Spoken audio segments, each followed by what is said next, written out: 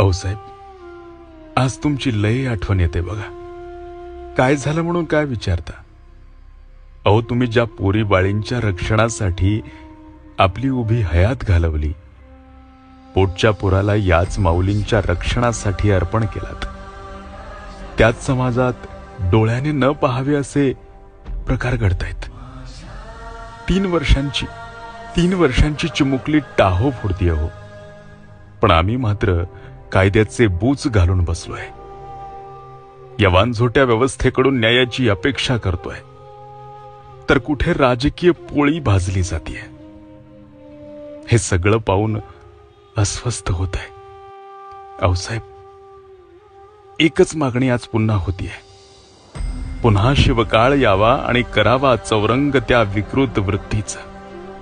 करावा चौरंग त्या विकृत वृत्तीचा.